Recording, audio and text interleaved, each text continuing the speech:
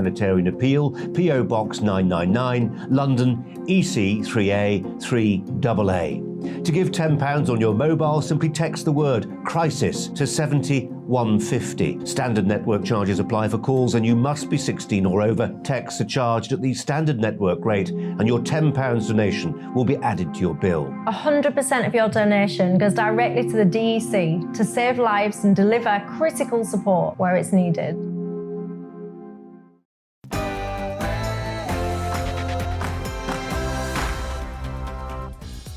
Good morning, everyone. This is To The Point on GBNews with me, Patrick Christys and Mercy Muroki on your TV, radio and online this morning, all the way through until midday. Yes, and you can get in touch with your opinions, as usual, on GBViews at gbnews.uk. And we'll get to those throughout the programme, as usual. But first, let's give you the headlines.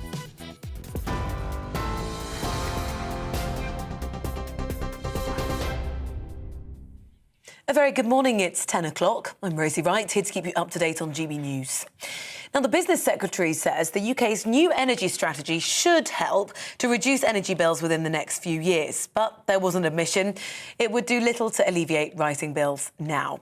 The strategy's been published today and it aims to boost homegrown nuclear, wind, solar and hydrogen power to try to reduce the UK's dependence on overseas oil and gas and also keep prices stable. Well, under the plans, the government hopes to deliver up to 8 nuclear reactors by 2030. The former Energy UK CEO Angela Knight says much of that strategy, though, should have been decided years ago. Successive governments, I'm afraid, have put energy to one side. Yeah, they've focused on shutting down coal-fired power stations and building wind, and that's right. But they've never focused on the security piece, and they've always assumed that the wholesale price of gas around the world was going to remain low, and therefore they could take their time. Of course, these announcements don't come without controversy. Alison Downs is from Stop Sizewell C, a campaign which wants to stop plans to build 2 new nuclear reactors in East Suffolk. She thinks building them is too slow and expensive compared to the alternatives. Clearly, solar, onshore wind, offshore wind, all of those can roll out faster and more cheaply than nuclear power. Our energy crisis is now, and we shouldn't be putting so much money into a technology that won't deliver for at least 15 years. The UK is banning all imports of Russian energy, is sanctioning more banks and is stepping up its supply of weapons to Ukraine. The Foreign Secretary Liz Truss announced the new measures at a NATO gathering of foreign ministers in Brussels this morning. Well, Ukraine's foreign minister says the country needs more weapons from its NATO allies to repel Russian forces and is also insisting on a full oil and gas embargo on Russia. Well, President Volodymyr Zelensky has condemned the leaders who've not stopped doing business with Russia. Some politicians are still unable to decide how to limit the flow of petrodollars and oil euros to Russia so as not to put their own economies at risk. But that's why people go into politics, to solve tasks like these. The only question is how many more Ukrainian men, how many more Ukrainian women the Russian military will have time to kill in order for you, certain politicians, and we know who you are, to find some determination. Russian military forces are focusing on the Donbass region with artillery and airstrikes continuing. It's the latest British military intelligence which adds that Russian forces are likely to continue facing morale issues and shortages of supplies and personnel. Well, Ukraine's Deputy Prime Minister says the country hopes to evacuate trapped civilians through 10 humanitarian corridors today. She says residents trying to leave the besieged city of Mariupol will have to use their own vehicles. People who've been infected with COVID-19 have an increased risk of serious blood clots for up to 6 months. Researchers in Sweden say there's a significant increase in the chance of blood vessels becoming blocked in the lungs. There's also an increased risk of deep vein thrombosis for 3 months after having the virus. Well, people with underlying health problems have an increased likelihood of being affected, along with those more severe cases of COVID. Labour has called on the Chancellor, Rishi Sunak, to explain his wife's non-domicile tax status. It follows reports by the Independent newspaper that she may have saved millions by not paying UK tax on foreign income. Ashton Murty believes to be worth billions. She's defended her status. Labour says the Chancellor should reveal the extent of his family's tax savings whilst increasing taxes for working families. A security guard accused of spying for Russia at the British Embassy in Berlin will appear in court today. David Smith is charged with 9 offences under the Official Secrets Act. The British national, who was extradited to the UK from Germany yesterday, will appear at a Westminster Magistrates' Court. Naval uniform worn by the Duke of Edinburgh will go on display for the first time on the first anniversary of his death. It's part of an exhibition at Portsmouth Historic Dockyard looking at the Queen's close links to the Navy for her Platinum Jubilee. Items include Prince Philip's naval uniform and his Admiral's cap. It opens to the public this Saturday. You're up to date on GB News. I'll bring you more as it happens. Now, let's head back to the point.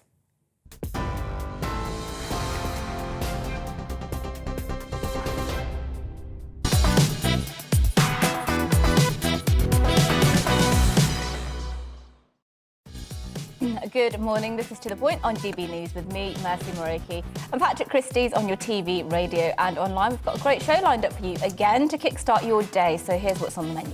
Right, so the government has finally unveiled its long-awaited energy strategy. We'll be analysing the details with an expert to see how far these measures will go to help tackle the energy crisis and, of course, the cost of living crisis. Yes, and a new report says that over a third of people in England are diagnosed with cancer through emergency routes like A&E. The former head of the World Health Organisation's cancer programme, Professor Carol Sikora, joins us to give us more on that grim report there. Indeed. And are you open to getting cosmetic surgery? I think I could probably do with a little bit of Botox, maybe, potentially, or indeed liposuction. But over half of Brits say they are. Why? Well, we're talking to a TV cosmetic aesthetics expert to find out. Yes, that's all coming up on the programme and much more as well, so you can get in touch with your views, as usual, on GB Views at gbnews.uk.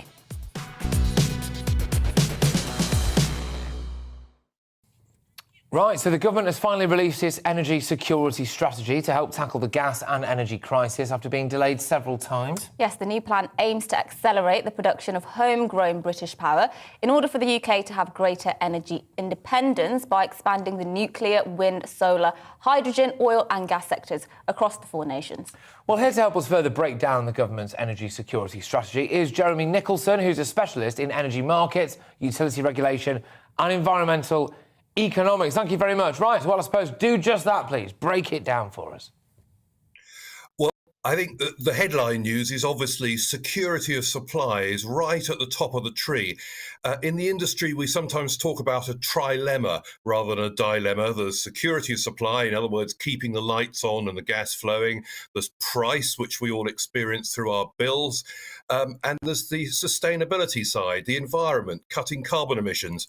And government's got the tricky job of trying to balance all that. Some of us would like to see them take a rather more market-led approach, but unfortunately, interventions are necessary, particularly when there are supply shocks at the moment with the problems with Russian gas in Europe with the situation in Ukraine. And what's the priority in this energy plan? What, in your view, is the priority? Has the government changed tactics in light of what's happening in Ukraine and to, decrease our dependence on oil from abroad or energy from abroad? What's the priority? Well, the short answer is yes, they have, and they're right to. There were always risks associated with being dependent on imported gas and oil. And, in the long run, we need to move away from that if we're to hit our carbon targets and become net zero or something close to it by 2050. And, that long-term target is still there. So in describing this, I like to say we had a change of direction, but not a change of destination. We still want to be in the same place by 2050 with a low-carbon energy system, but the route we're going to have to take to get there is going to be difficult and rather more challenging because we don't have access to cheap imported gas. So we're going to have to produce more oil and gas here in the short term whilst that transition takes place and we get enough low-carbon renewables, nuclear, of course, in the longer run, and critically energy storage as well, which is sometimes the missing piece. Is there a point to going net zero anymore? I mean, this whole debate about dependence on Russian gas and oil and all this stuff, it's made us reevaluate, I think, the focus on net zero. Is that still the right thing for the government to be doing? Shouldn't they be more focused than anything on energy security rather than this arbitrary net zero target?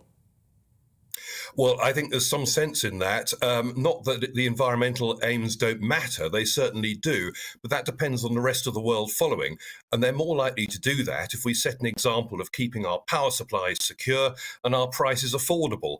And our prices are becoming unaffordable at the moment, and energy security is a real issue. So if we don't get that right, we're going to put off other countries from following our example. So we're not going to see that environmental benefit, even if we decarbonise here, and possibly risk losing some of our industry. Yeah, no, sorry, just to interrupt. Do you think anyone cares? OK, because I don't. I think that most people care about how much money they've got in their pocket, and it's net zero that's making us all skin. And I think actually now people hate environmentalism as a result of this.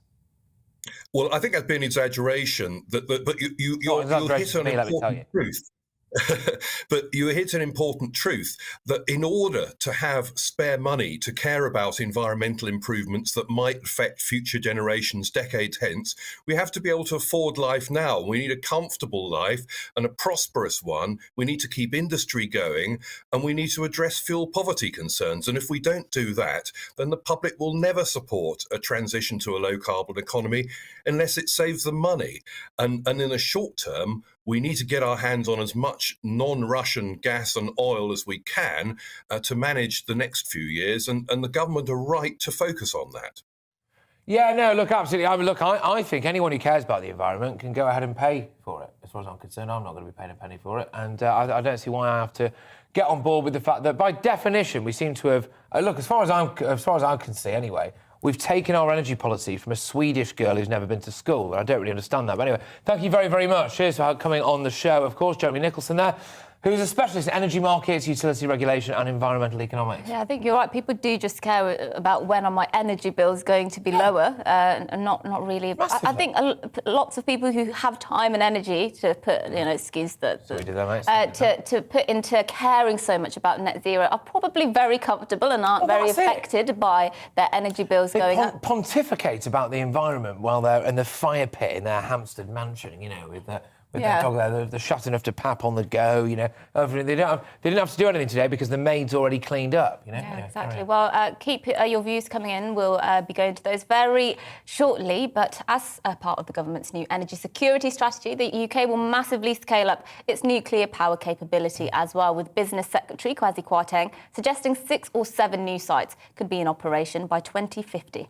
Yes, well, our East of England reporter Amelia Harper has been to Sizewell B power station in Suffolk to see what the future is for nuclear energy. Operating since 1955, Sizewell B supplies 3% of the UK's electricity, or enough to power 2.5 million homes in East Anglia. It's one of 8 nuclear power stations in the UK. Most of the existing reactors are due to reach the end of their lives and shut down before 2030, but more are being built.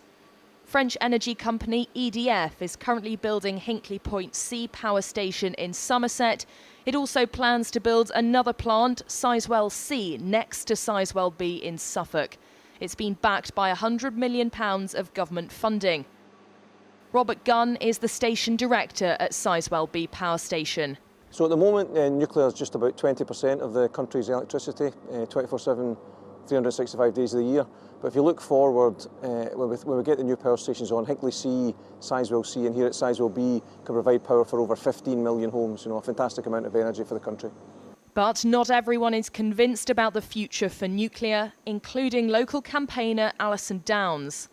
There are numerous future energy scenarios that do not include Sizewell C, and clearly solar, onshore wind, offshore wind, all of those can roll out faster and more cheaply than nuclear power. Our energy crisis is now, and we shouldn't be putting so much money into a technology that won't deliver for at least 15 years, by which time our energy landscape can be transformed by storage and energy efficiency. The Sizewell C project is risky, expensive and incredibly slow to build, and everyone in the country should be concerned about it because they will all have to help pay for it, not just the people who live here.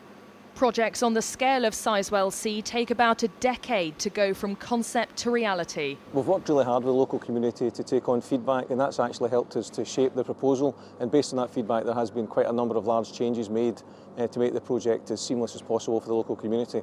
On the other side of that, though, there'll literally be thousands, if not tens of thousands of jobs being created and tens of millions of pounds being pumped into the local community and indeed hundreds of millions into the UK economy. Amid a cost of living crisis, the government is looking to other low-carbon energy sources. Nuclear is high on the agenda, but the build timescales mean it won't start making a difference for many years to come. Amelia Harper, GB News, Suffolk. Yeah, thank you for that report, Amelia. Now, it's obviously something we all care about. Indeed, loads of you be getting in touch. GBViews, gbnews.uk. The climate is important, so is keeping warm. But I worry about the future of our children. That's from Chaz. Good name, Chaz. Yeah, this is it. I think, it's all very well and good kind of, banging on about the environment, this push for net zero, etc. But if we can't afford to, do stuff generally with life, I don't think it's worth it. Yeah, there is that. But then there are people who are genuinely, I guess, concerned about what the environment will look like in a generation's time. And that is a legitimate concern, I suppose. Sort it out. Well, you say We'll that. just sort it out. Human beings will yet again rise. Well, you'd think I should hope we can innovate our way out of whatever extent of the climate catastrophe we're facing. But Tony says it doesn't matter what we do in this country, as we're less than 1% of world emissions, so global emissions, carbon dioxide emissions. And that's always the thing we go back to, isn't it? It doesn't matter how much we do, really, just to a large extent, because some of the world's biggest polluters are going to carry on polluting whilst we're sort of killing ourselves trying to reduce our net emissions. It does seem a bit self-defeating in that sense, doesn't it? We're all getting skinned to trying to achieve net zero or whatever. Meanwhile, China's just cracking on.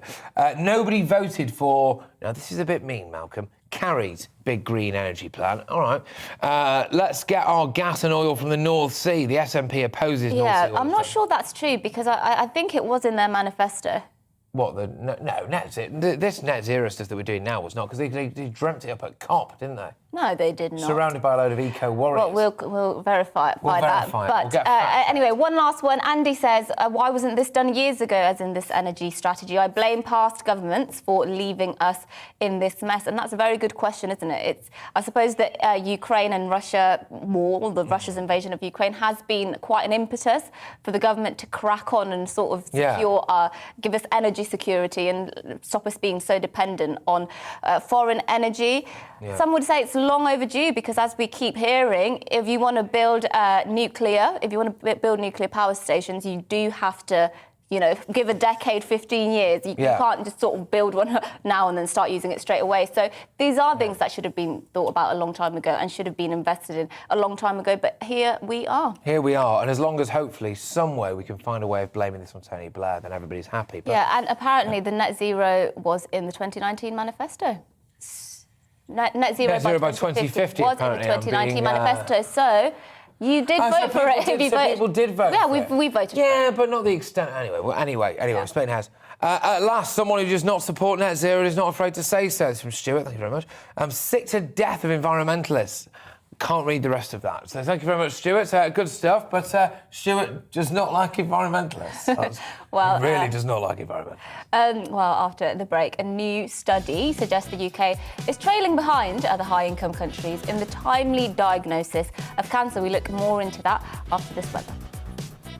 Hello, good morning. It's cold and it's windy out there first thing, and there'll be some hill snow in places as well, mainly northern Scotland. But through the day, actually, brightening skies will bring sunny spells for many as this area of low pressure moves into the North Sea. Now, as it moves away, it is bringing colder air southwards across the country, along with spells of rain, hill snow and showers. But the isobars will slowly start to spread out, and that means that the strongest winds that we've seen overnight will begin to moderate. Nevertheless, it's a windy day, and the hill snow that we're seeing across northern Scotland will push south, degenerate into an area of showers, and mainly the theme through the afternoon is for bright spells and showers. Rain and hail at lower levels, snow over hills, those showers edging further and further south through the day, but it's actually mainly dry and bright in the south, 12 Celsius in the south, 8 for Manchester, 8 for Newcastle, 6 to 7 for the Northern Isles. There'll be further showers coming through during Thursday night, but actually As we go through the hours of darkness, increasingly the showers become fewer and further between, with a better chance of clear spells, lighter winds and, as a result, a frost forming in many places, particularly for Northern Ireland, central southern Scotland, northern England, North Wales, for example. I think in the far south it will turn cloudy and there could be a few spots of rain to wake up to during tomorrow morning. That rain will eventually pull away, allowing brighter skies, even some sunshine to develop quite widely across England and Wales. Scotland and Northern Ireland keep the brisk wind from the north, stays cold, and as a result we'll see further wintry showers, particularly for northern Scotland. But away from the showers, actually for many it's a dry and bright day, plenty of sunshine eventually across most parts of England and Wales, but 10 degrees in the south, only 6 or 7 in the far north. So it's going to feel chilly, and with that chilly air in place, it's a frosty start for many of us on Saturday. But Saturday, with plenty of sunshine around, with lighter winds, despite the chill, will feel like a more pleasant day.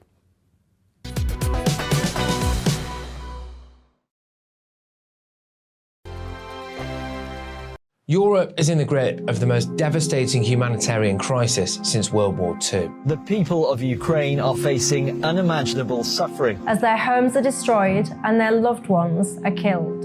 Millions of people are being forced to flee for their lives, carrying only their children, their pets, and the clothes on their back.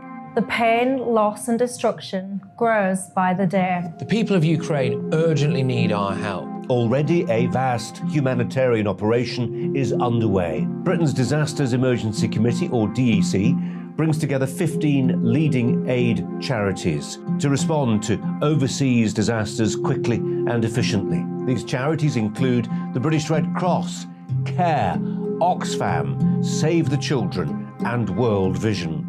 Their teams are working on the ground in Ukraine and neighbouring countries to bring vital aid to those who need it most. If you can spare it, your gift to the DEC's humanitarian appeal will go a really long way. £10 provides essential hygiene supplies for a person for a month. £50 provides blankets for 4 families. £100 provides emergency food for 2 families per month. It's easy to give. You can donate online at dec.org.uk or call the 24-hour donation line on 0370 60 60 900. If you prefer to send a cheque, please post it to the Ukraine Humanitarian Appeal, PO Box 999, London, EC 3A 3AA. To give £10 on your mobile, simply text the word crisis to 70150. Standard network charges apply for calls and you must be 16 or over. Texts are charged at the standard network rate and your £10 donation will be added to your bill. 100% of your donation goes directly to the DEC to save lives and deliver critical support where it's needed.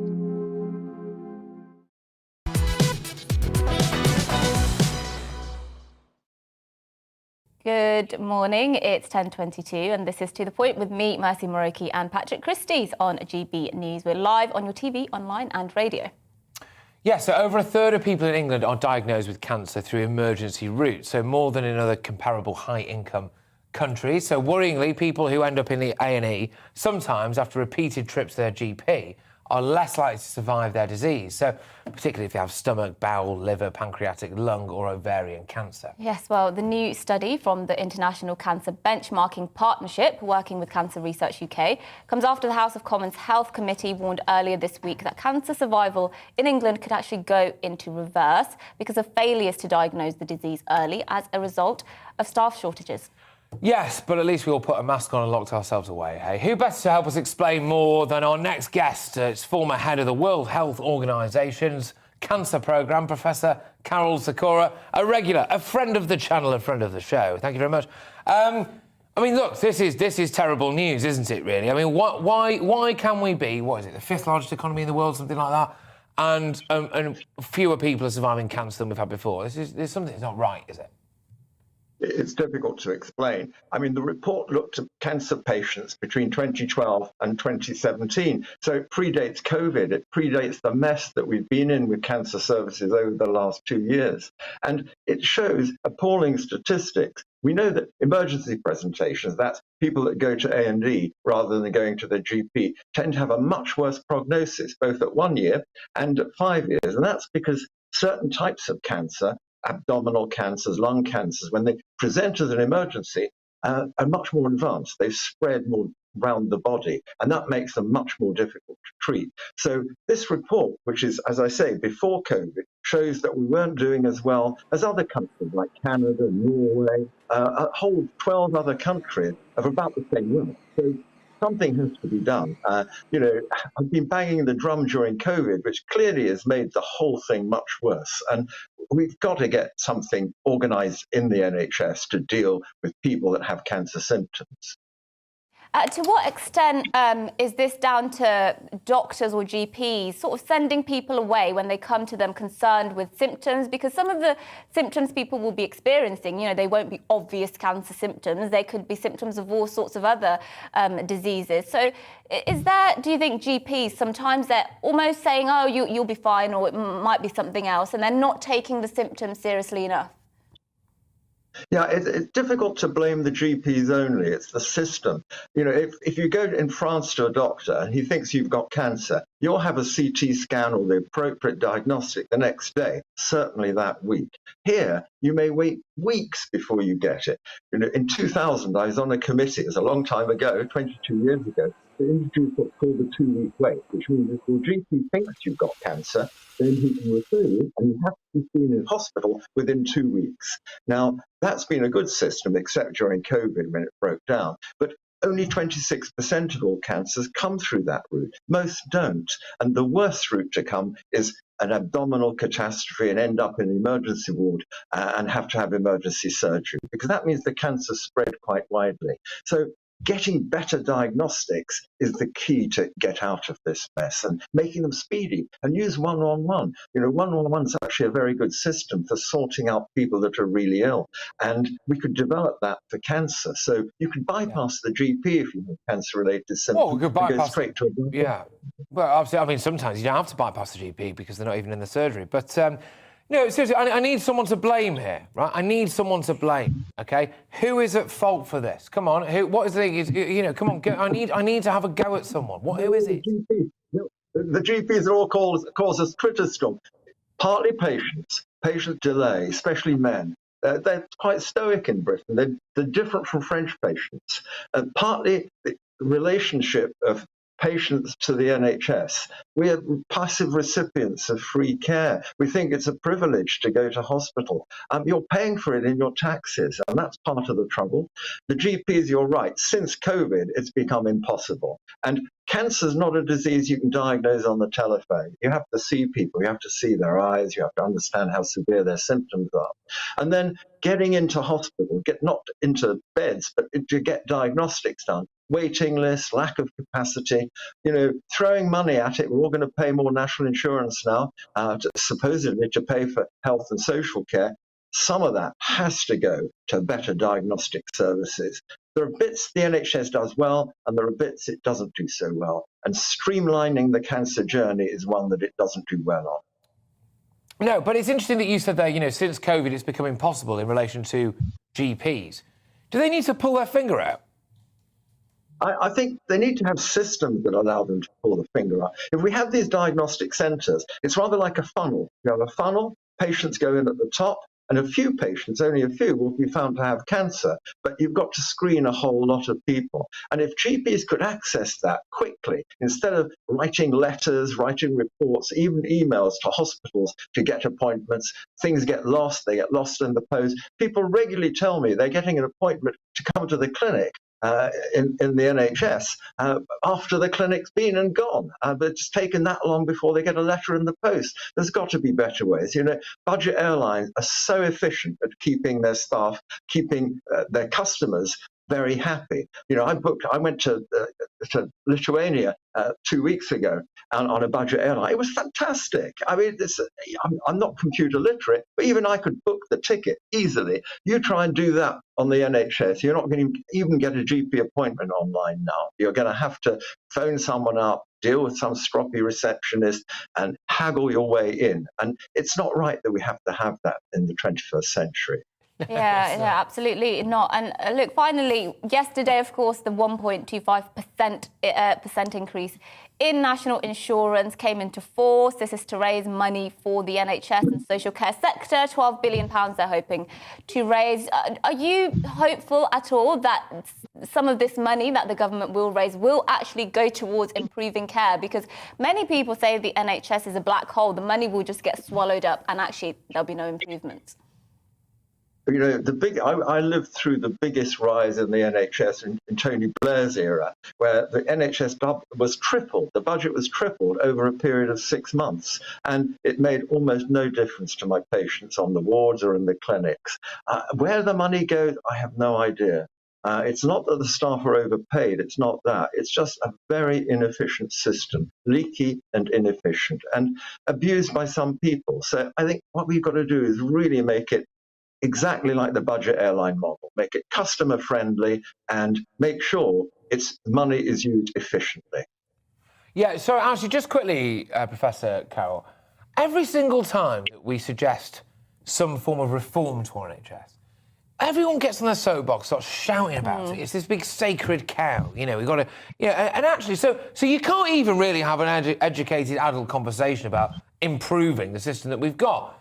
In an ideal world for you, how would you sort the NHS out? I sort of get rid of half the management staff, get the doctors, the nurses in charge, abolish all the committees, the trust boards that are totally inefficient, and talk about things that are completely peripheral to the running of it. The trouble is, as you say, Patrick, if you criticise it, as I've done, I said it was the last bastion of communism in Europe, you get pilloried by the system. You say, oh, Sikora's mad, he's talking about communism and the NHS. To make it better, you've got to do something with it. We love it. We love it because it's universal. That means it's free at the point of delivery, which is great. And we can keep that. And so is the whole of Europe. All the systems in Europe are the same. It's just a different mechanism. We've got to make it more efficient. And that's where I really spend the money, and much more friendly to the consumer, which is us. And we're paying for it. Yes, that's right. It's not free. We are paying for it. Anyway, Professor, thank you very much. Professor Carol Sikora, great to have you on the show. As always, well done. A lot of sense there. David has emailed in. He says, the good, I saw my GP about skin cancer and had a 2-week referral. A biopsy followed several weeks later.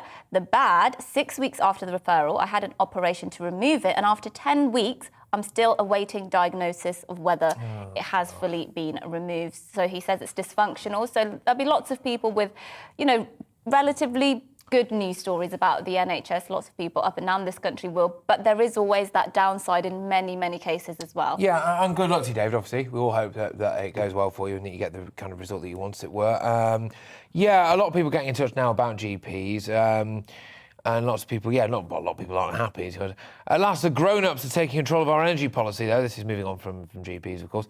For far too long now, for at least the last decade, the energy conversation has been dominated by climate alarmists and new age proponents of climate science. I think a lot of people there, frankly, thinking that, we should not necessarily have bowed down to net zero. Yeah, well, somebody here thinks we shouldn't have bowed down to Russia or China. Harry says, we've learnt the lessons of relying on Russian energy. When are we going to realise that the Chinese have an even stronger economic hand to hold the West hostage? Really good point there. Yeah, can I just say something that's a bit left? Yeah, all right, I will do the coming up in a second. But, yesterday we were asking people to send in pictures of their pets. Yes. And someone just sent me an email that just said the word tortoise. Yes. And then no picture of a tortoise. I've just had an email, tortoise from yesterday. And it's 47-year-old called Speedy. Wow. This is the tortoise. We'll get the picture. We'll get Speedy on the telly soon. But thank you very much. I mean, it only took you 24 hours, but eventually you did send me a picture of your tortoise, so I do appreciate it. Yes, thank you. After the break, as a new study reveals that over half of us are open to having some form of cosmetic procedure. Aesthetics expert Dr. Nina Bao gives us tips on how to find a low-cost and reliable surgeon for those of us who would want one. But before that, a look at this morning's news.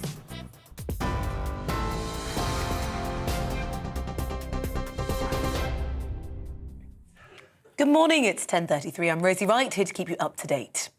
Now, the Business Secretary says the UK's new energy strategy should help to reduce energy bills within the next few years, but admitted it would do little to alleviate rising prices now. Well, the new strategy has been published today and it aims to boost homegrown nuclear, wind, solar and hydrogen power to try to reduce the UK's dependence on overseas oil and gas and also keep prices stable. Under the plans, the government hopes to deliver up to 8 new nuclear reactors by 2030.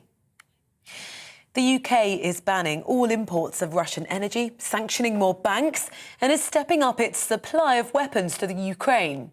The Foreign Secretary Liz Truss announced the new measures at a NATO gathering of foreign ministers in Brussels this morning. Ukraine's foreign minister says the country needs more weapons from its NATO allies to repel Russian forces and is insisting on a full oil and gas embargo on Russia. A search and rescue mission has resumed for a British man and his teenage son who went missing whilst on a diving trip in Malaysia yesterday.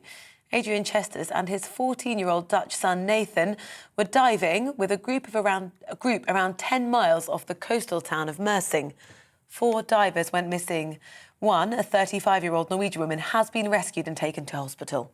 A French national is still unaccounted for. Having insomnia could increase the risk of type 2 diabetes as insufficient sleep can cause higher blood sugar levels. It's a new study from Bristol Medical School and it suggests 27,000 UK adults could be free from the condition if the quality of their sleep improved. The Labour Party has called on the Chancellor Rishi Sunak to explain his wife's non-domicile tax status. Well, it follows reports by The Independent that she may have saved millions by not paying UK tax on foreign income. A security guard who's accused of spying for Russia at the British Embassy in Berlin is going to appear in court today. David Smith is a British national. He's charged with 9 offences under the Official Secrets Act. We'll keep you up to date across the day on GB News. We're on your TV, online and your radio. Shortly, we'll be back to the point.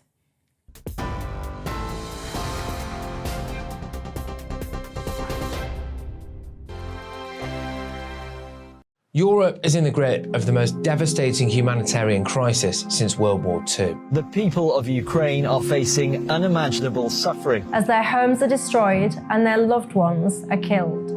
Millions of people are being forced to flee for their lives, carrying only their children, their pets, and the clothes on their back. The pain, loss and destruction grows by the day. The people of Ukraine urgently need our help. Already a vast humanitarian operation is underway. Britain's Disasters Emergency Committee, or DEC, brings together 15 leading aid charities to respond to overseas disasters quickly and efficiently. These charities include the British Red Cross, CARE, Oxfam, Save the Children and World Vision. Their teams are working on the ground in Ukraine and neighbouring countries to bring vital aid to those who need it most. If you can spare it, your gift to the DEC's humanitarian appeal will go a really long way. £10 provides essential hygiene supplies for a person for a month. £50 provides blankets for 4 families. £100 provides emergency food for 2 families per month.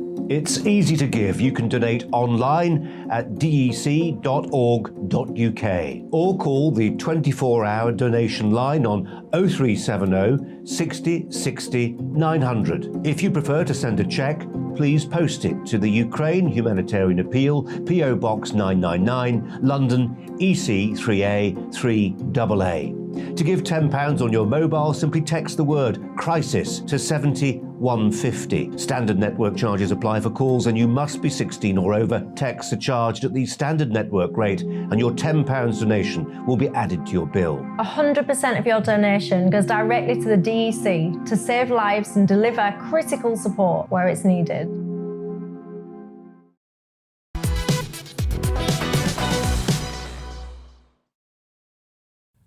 Good morning, everyone. It's about to go 10:38. This is To The Point with me, Patrick Christys. I'm Mercy Muroki on GB News. We're live on your TV, online and radio this morning. Yes, now all week, GB News' breakfast show has been in Manchester, highlighting what makes the city great. Eamon and Isabel were joined by the Mayor of Greater Manchester, Andy Burnham, who started off by asking about the big problems people are having at Manchester Airport.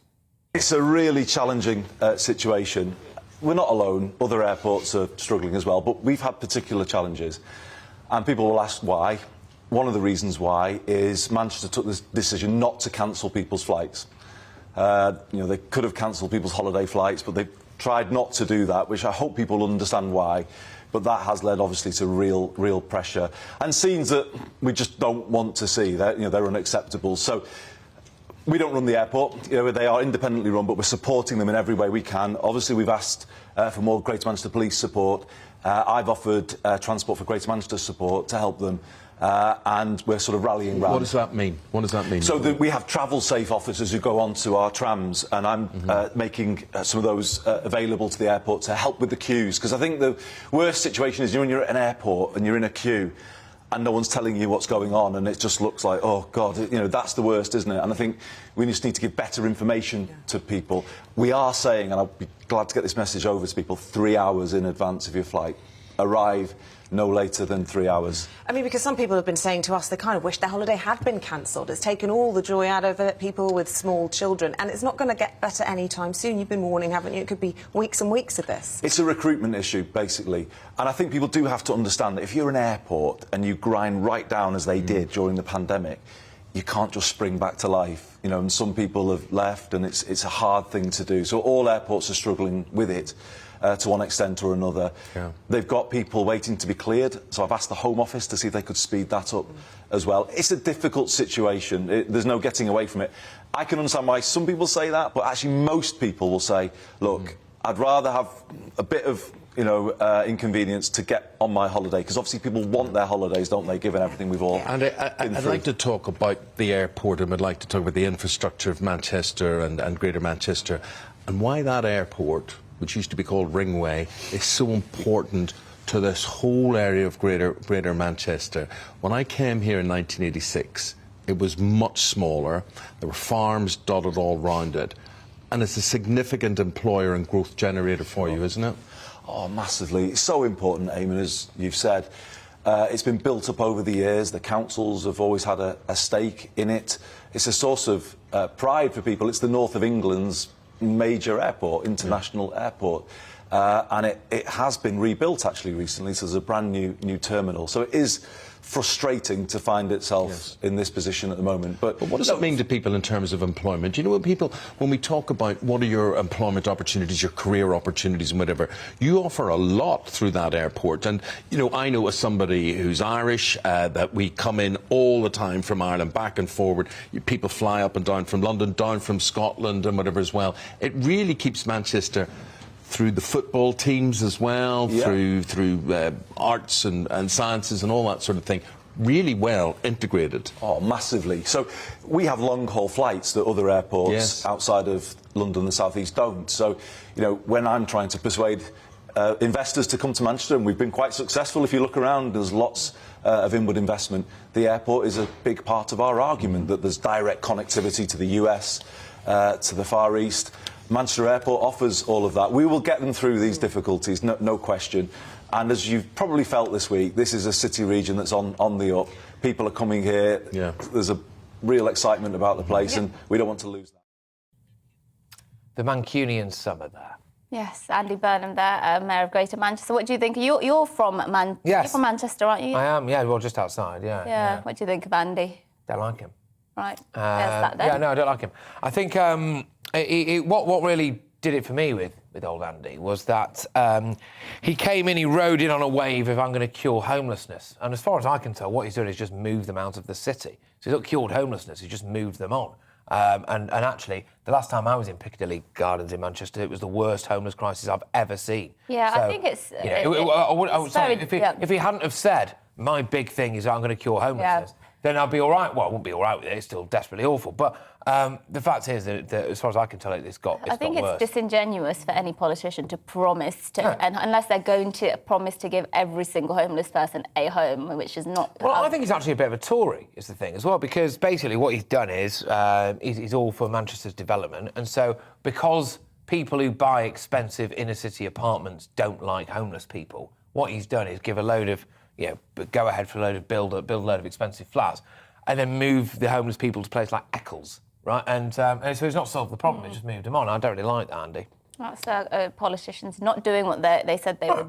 Nothing Classic, new, I think. yeah, there. exactly. But now apparently over half of Brits are open to getting some form of cosmetic surgery. Of those who are open to getting a cosmetic procedure done, 32% say the cost would be the biggest factor they would consider. While more than 6 million Brits say they'd like to get some form of surgery but don't know who to trust, and 4.7 million say they know someone who has had a procedure that went wrong. Gosh, yes. Would you ever get cosmetic surgery? No. No? I mean, I'd get maybe some very minor, when I'm older, some anti-aging, anti-wrinkle stuff. Just a little bit of Botox. But yeah, maybe. So just a smattering of Botox. Yeah. Okay, Not fair. Botox. No? I do like having facial expressions, personally. Well, yes, indeed, yes. It's always nice to know when someone is actually surprised. Anyway, so why are so many people thinking about getting work done? Obviously, joining us to discuss this is TV cosmetic aesthetics expert, Dr. Nina Bao. Thank you very, very much for joining us.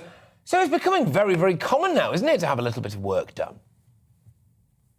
Good morning. Yeah, thank you so much for having me. Yes, absolutely. So I'm seeing that really daily in my practice, especially after lockdown, after the COVID pandemic. People are so keen to really do something for themselves. They want to feel better, they want to look better. And I think one thing that really has helped them to really make the decision has been also Zoom calls. Because during the pandemic, we all have been forced to do mainly our meetings on video.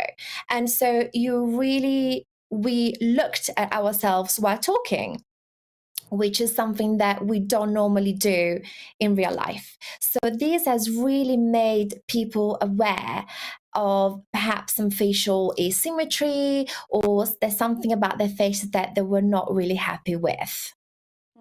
I do have to say, I was just, as you were talking there, I was looking at how glowing your skin looks. So what have you done to your skin? Because your skin looks amazing. Thank you so much. So I've been treating my skin since I was 27. I'm now 37. So I've done a lot of very small, subtle tweaks to my face. I've been using really good skincare. So it's all about prevention, really. And I used to have really bad pigmentation and melasma from when I was living in Italy and sunbathing too much with no SPF. So a lot of subtle tweaks and just really taking care of the skin. I just think it's worth you noting, Dr. Bao, that when you revealed your age, we've got a couple of women in the production suite over there, and all of them in my age went, "No way, no, she's never." So you're doing something right, obviously, fantastic stuff. Look, are there any side effects with things like Botox or lip fillers? Because look, I've got to be honest with you, I've seen some absolute horror shows. Yes, absolutely. So I think sometimes the issue of social media is that they can make this procedure look easy. However, they really come with potentially huge risks and complications. For example, when we're talking about derma fillers, we can talk about risks such as blindness, such as necrosis, which means losing some pieces of your face because they die. So I cannot stress enough how essential it is to go to someone qualified. You want to do your research. You want to go to a qualified medical practitioner, dentist, or nurse prescriber.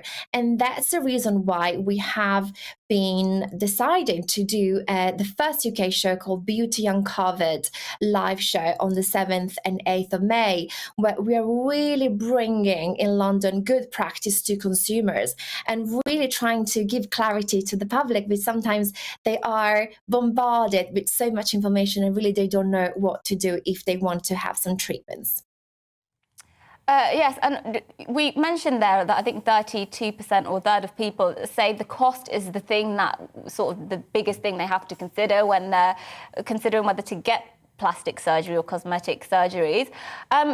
What is the cost going down over time? Because they are much more common now, and I've seen 18-year-olds and 19-year-olds who have barely even started working be able to afford these sorts of cosmetic treatments, which I thought cost thousands and thousands of pounds.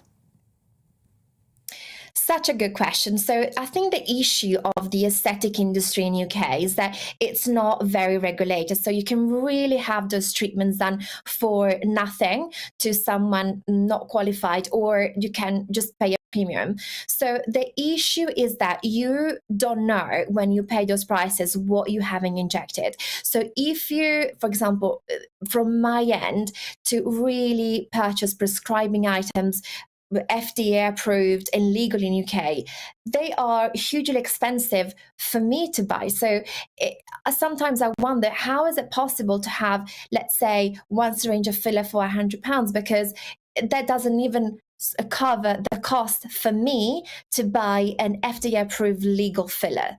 So I would say it's best to really perhaps save up and go to someone qualified and maybe have just one treatment instead of having many if you can't afford, because it can come with huge risk by paying a low price.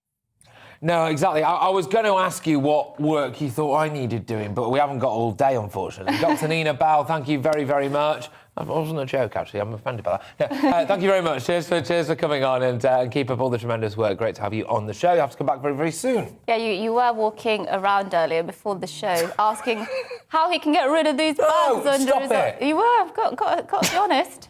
Yeah, no, of course. Well, I suffer sometimes from bags under the eyes. Maybe your lifestyle has something to do. No, I think I wouldn't jump to conclusions about that. I think some people just have baggy eyes, and that's all there is. Right, move on. What we got? Nibs. We're doing nibs. We're doing stories you might have missed, I believe. So there we go. So, yeah, some headlines that you may have missed. The daffodil flower, a staple of the British springtime landscape, has been called a health and safety hazard by St Blaisetown Council in Cornwall. So apparently they're a hazard. Yeah, apparently. Well, the council has decided to never plant the toxic flower again on its lawns for fear some may eat them and poison themselves. While St Blaise locals have even accused the council of mowing down the daffodils at the old Roslyn play area, an accusation It's they a deny. daffodil massacre in Cornwall, isn't it? I mean, come on. I'm sorry, but hang on a second. If we're doing this now, so the theory is just in case somebody eats a daffodil, right? We now need to get rid of these. Mad. I feel like ever since COVID, we've just become completely, well, some people have become completely averse to risk. Anything that's risky, that involves any amount of risk, which is pretty much everything in life, they're just scared. They want to ban it. This is natural selection in action. If you're an idiot and you eat a daffodil and you get ill and or potentially die, that's the way the world works. Right.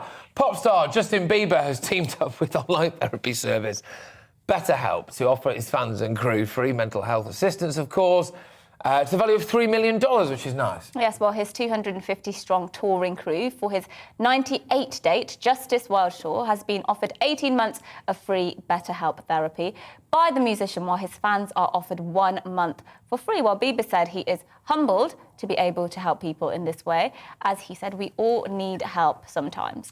No, so that's whatever you think of Justin Bieber, that's a nice I quite thing. like Justin Bieber, which Do you? is embarrassing to admit as a I grown don't woman. dislike it, I suppose. I think a lot of people hate him because he's got everything that everyone else would want, hasn't he? He's got good looks, he can sing, he's got loads of money. Got a beautiful wife, who's a model. A beautiful wife. So I think people are just jealous of him. Anyway, Facebook and Meta founder Mark Zuckerberg has said his employees call him the Eye of Sauron, but in a loving way. I don't think that's right, Mark, is it? Well, the Eye of Sauron was a symbol adopted by the Dark Lord in The Lord of the Rings, where it's written that few could endure its terrible gaze. Speaking in the second person, Zuckerberg explained how he got his nickname, saying, "You have this unending amount of energy to go work on something, and if you point that at any given team, you would just burn them." I don't even know what any of that means. I feel like it's just... I don't get all this Silicon Valley talk stuff. I feel like there's just so much pretentiousness and they're just self-absorbed. Yeah. Mark Zuckerberg, to me, looks like if you x-rayed him, he'd just be like full of wires and like he'd just be a robot. He is very lifeless, isn't he? I almost feel like he only has one facial expression. Yeah, maybe he's got Botox. Anyway, a UK post office branch is hiring applicants for what they call the dream job.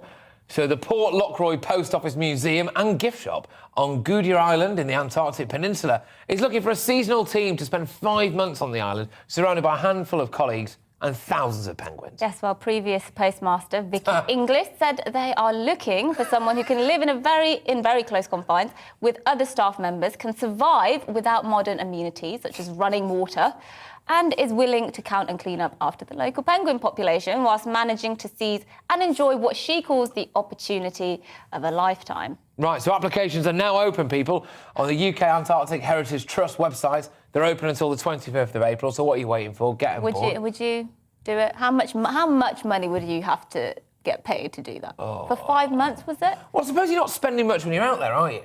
No. So I reckon... But who wants to spend 5 months in the freezing cold? I don't. No, there must be some perks to it. Well, the sure. penguins are the only perk. Do you reckon it probably gets a bit old after a while, that, doesn't it? You open your curtains, more penguins. God, Yeah, when will it end? I Yeah, no, I just wouldn't want to. I think I'd get bored. I get too bored. Yeah, you do get bored easily. I do. But I think that's probably the ADD. But anyway, yesterday we asked you to send us your send us your pets as part of National Pet Month, right? You sent in like hundreds, literally hundreds of them, but like loads actually. Anyway, so basically, yesterday I got sent a just an email that just said the word tortoise, and then that was it. There was nothing on it, right? Well, Lee's been back in touch. He sent me an email with this headline, tortoise from yesterday, and this is 47-year-old Speedy eating a dandelion. Hey, get in, Speedy, well done. Oh, that is so cute. Well, I'm glad you mentioned that was dandelion. I was wondering why he has gaffer tape around his mouth. Look at him. Yeah, at least he's not a daffodil, yeah.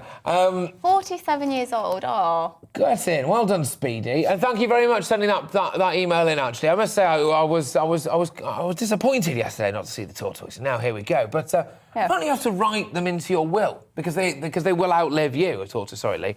They will outlive you, a tortoise, because they can live like 110 or something. Yeah, it's insane. I think some of the oldest ones like being over 200, haven't they? Absolutely. Maybe they're the key to anti-aging. A tortoise they'll hold the key. Just move very, very slowly. Yeah. Absolutely. Potentially. I need daffodils. Well, keep all your thoughts coming into us on GBNews at gbnews.uk. We'll be back for another hour with more of today's top stories and plenty of your views after this break. Hello again, I'm Aidan McGivern from the Met Office. A windy day for all of us, those winds bringing wintry showers to many parts, but there will be some brighter spells, especially for southern counties. This low pressure is moving away, but around that low we've got tightly packed isobars and a strong wind blowing from the north to northwest. That's bringing cold air in, hence the wintry showers, a mixture of rain, sleet, hail and snow in places. And the winds will be gusting 40 to 50 miles an hour, and those strongest winds will be transferring east across the country, so turning up across east and southeast England a bit later on. The far south stays mostly dry with some sunshine, 12 or 13 Celsius here. Otherwise, further north, it's 8 or 9 degrees, and the lively showers falling as a mixture of rain, sleet, hail and snow over hills. Many of the showers disappear through the night. The winds fall a bit lighter. We'll see clear spells, but further showers into Scotland and Northern Ireland, again falling and settling as snow over the hills. It's going to be a frosty night with temperatures dipping below zero in the countryside. In the far south, however, it stays frost-free. Cloud turns up here. A few spots of rain into the far south and southwest. Mainly the heavier rain stays out in the Channel and affects the Channel Islands, but coastal parts will see a damp start. That rain eventually pulls away. And then for many, it's another sunny spells and showers sort of day. Again, a mixture of hails and sleet at lower levels, snow over hills, and it will stay cold with temperatures of 12 Celsius in the south, 7 or 8 further north. The brisk wind continues, but not quite as blustery as Thursday. Into Friday night, once again, the winds fall a bit lighter. Clear spells will allow a frost to form, and so it's a chilly start to the weekend. But Saturday, for many, looks dry and bright. With lighter winds and more sunshine, it will be a more pleasant day.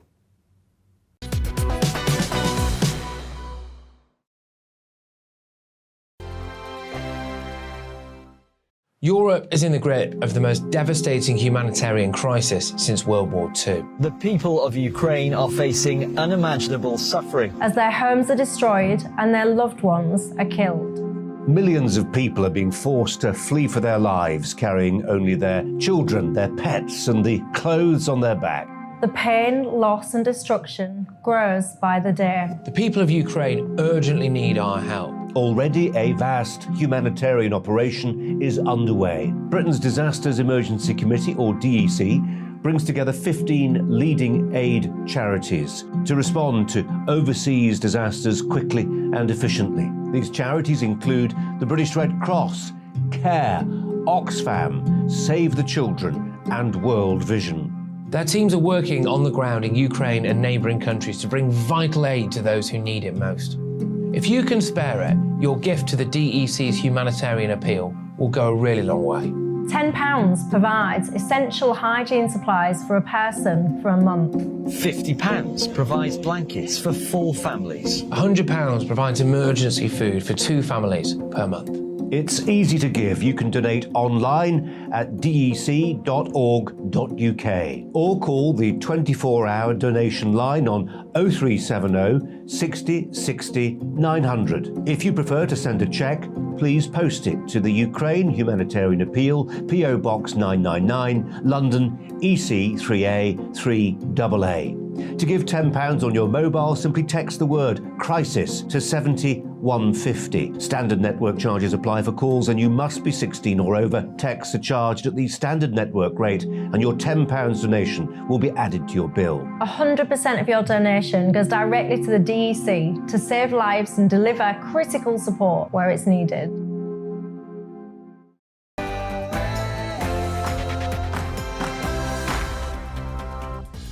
Good morning, everybody. This is To The Point on GB News with me, Patrick, Christys and Mercy Muroki on your TV, radio and online. We're here with you all the way through until midday with a massive show for you. Loads of topics, loads of discussion, loads of your views. Yes, and we've been reading out those views and keep bringing them in. gbviews@gbnews.uk is the email. We'll get to as many as we can in this final hour. But first, here's the news.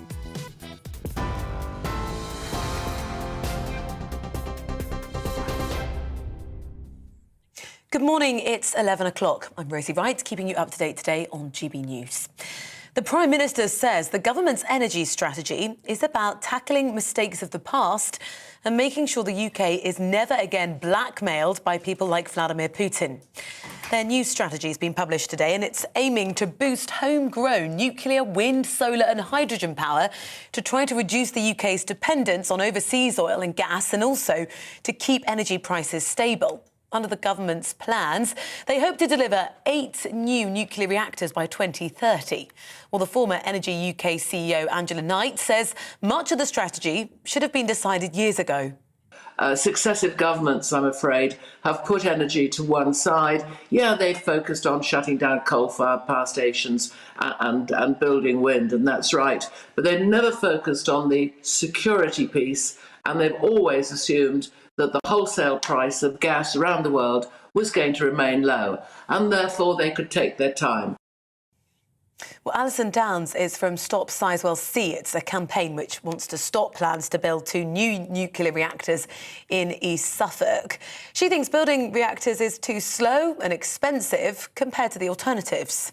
Clearly, solar, onshore wind, offshore wind, all of those can roll out faster and more cheaply than nuclear power. Our energy crisis is now, and we shouldn't be putting so much money into a technology that won't deliver for at least 15 years.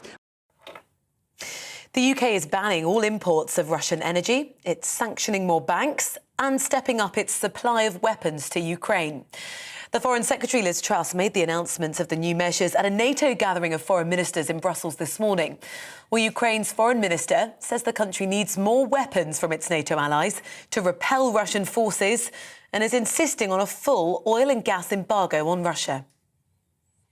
Well, Russia's military forces are focusing on the Donbas region in Ukraine, with artillery and airstrikes continuing. That's the latest British military intelligence of the scene on the ground. And they add that Russian forces are likely to continue facing morale issues and shortages of supplies and personnel. Ukraine's Deputy Prime Minister says the country hopes to evacuate trapped civilians through 10 humanitarian corridors today. She says residents trying to leave the besieged city of Mariupol will have to use their own vehicles. Well, the President, Volodymyr Zelensky, told Greece's parliament there's still 100,000 people left in the city. We have never seen a city being reduced to ashes, completely flattened. The city being completely under the siege. Its residents are killed by hunger and thirst. There are still about 100,000 people still left in the city, but there is virtually no building left undamaged.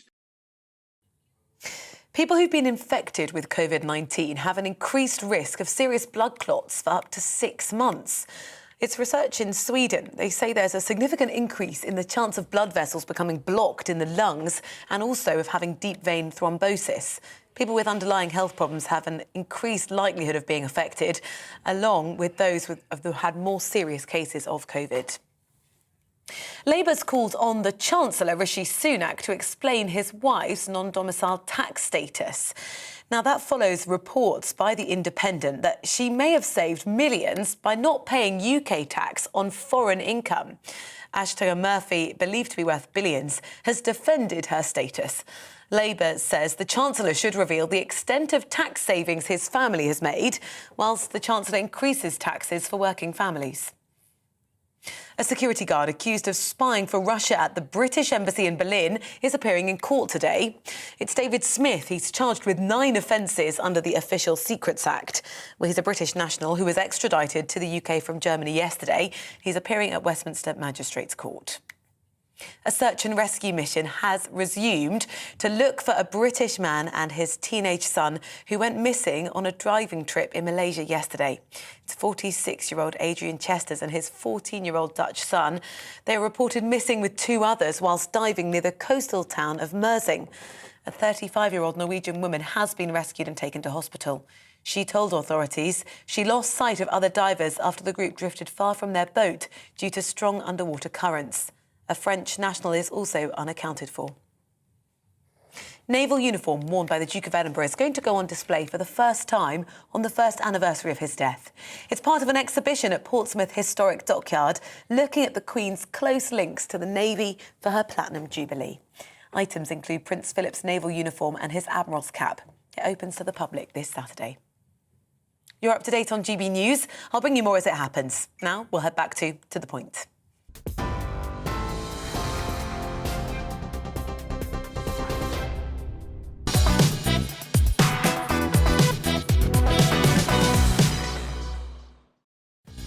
Morning, everyone. This is To The Point on GB News with me, Patrick Christys. I'm Mercy Muroki on your TV, radio and online. We've got a great show lined up for you for the final hour, so here's what's coming up. Yeah, I'm going to try not to giggle. I've just read a very funny email, so let's get serious first and then we'll read that out later. Together. One on the telly.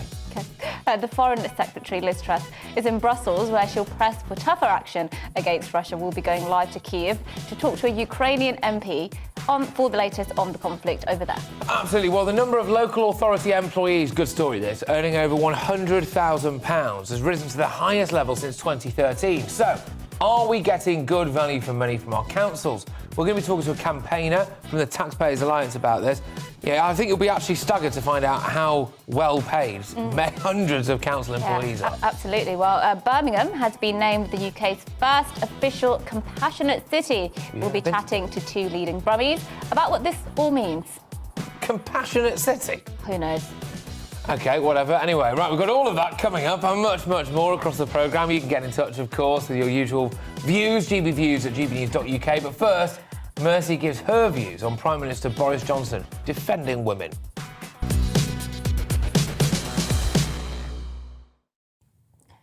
Sense in politics at long last. Who'd have thought it? The Prime Minister, Boris Johnson, in his most comprehensive remarks on the issue of trans and women's rights, has said that he does not think that, quote, biological males should be competing in women's sport, and that there should be spaces dedicated to women in places such as prisons and changing rooms. There was once a time where a remark this banal and self-evident would not have warranted a single headline, a single column, or even so much as a footnote in any major newspaper. A more sensible time, if you ask me. But here we are. Type Boris Johnson into Google this morning and the top news story in all the major papers is this one. And you know what? I'd like to thank the Prime Minister for these words, and I think millions of other women would too. Because Boris Johnson's counterpart, the leader of the opposition, Sir Keir Starmer, a man who could just be one general election away from being one of the most powerful leaders in the world, is still struggling with the concept of woman. Speaking about a week ago in a radio interview, Sir Keir Starmer refused to answer the question of whether a woman can have a penis. Asked to define what a woman is, he said that it was both someone who was biologically female and also someone who identifies as female, a definition which makes the term woman completely redundant. Asked by a member of the public whether it was fair for biological men identifying as women to compete in women's sport, Starmer had this to say: "That's for the sporting bodies to decide for themselves. What a cop-out, what a spineless position to hold. A man who wants us to believe he deserves to lead the United Kingdom on the world stage cannot answer basic biological questions and wants to shift the responsibility of dealing with the issue onto someone else. That's not moral leadership." And whilst moral leadership are not exactly words I would ever associate with Boris Johnson either, on this issue, just this once, I'll make an exception. Because any leader who thinks it's okay to be impartial on the issue of protecting women's athletics, on safeguarding women's spaces, and quite frankly on fundamental biological questions, is a massive red flag, in my view. You simply don't get to sit on the fence on this one if you want to represent this country. And you don't get to play Russian roulette with women's safety and fairness for women. So, here goes, rare words I thought I'd never say. Thank you, Boris Johnson, for showing moral leadership and speaking with conviction in defence of women.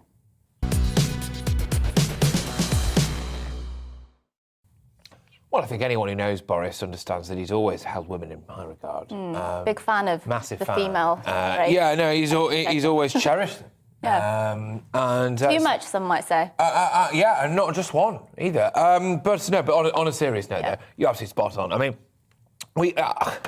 I almost think that every single MP that's ever doing an interview, just regardless of what that interview's about, right at the end of it, they should always just ask them, just FYI, can a woman have a penis? Because if they say yes, then there should be nowhere near power, right? It's nuts. You know, for want of a better phrase, it's nuts. Anyway, right, moving on. The Foreign Secretary Liz Truss will today meet with G7 leaders in Brussels, where she is expected to push for a hard deadline on ending the West's reliance on Russian oil. So it comes as the US and the UK agree to send more weapons and humanitarian aid to Ukraine, with UK military chiefs saying that the next 3 weeks will be crucial.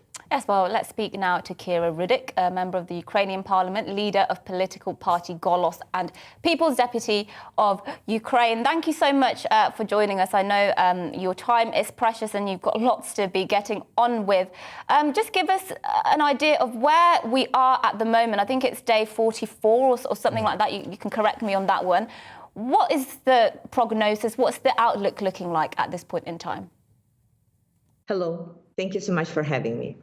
We are on day 42, and it's a pity that on day 42, I'm asking world leaders for the same thing that on the day one. We are asking for more weaponry. We are asking for Air Force weapons. We are asking for fighter jets, and we are asking for sanctions. Because since the beginning of the war, $35 billion was paid by European countries to Russia. And less than $1 billion were sent to Ukraine as an aid. So you can compare the difference, right? And one can say that the countries who are paying Russia right now are directly sponsoring the war, because these are the money that Putin pays to his soldiers so they can come here and kill Ukrainian people, rape Ukrainian women, and murder Ukrainian children. This is happening right now. So when you see pictures from Bucha, one needs to ask its government, like, are we paying for this? Because for many countries, the answer would be yes. So we are really looking forward for the meeting in Brussels and for making sure that there is a plan, a strict plan for European countries giving up on reliance on Russian gas and oil. We want the sanctions to be strict, otherwise the war will not be able to end. Otherwise, Putin will always have resources funds to continue doing what he's doing. And all the condemnation and very nice statements and great ideas and angry emails from the United Nations, it will all be useless while Putin will be paid for the gas and oil and will be able to proceed with his plans. So I would like to first of all thank the United Kingdom and its leadership for being in the vanguard of stopping dealing with Russia, stopping all the relations with it. That's a fantastic example for all the other countries. And this has been like a true sign of support and friendship to Ukraine, rather than just commenting and saying, go Ukraine. Thank you for that. No, absolutely.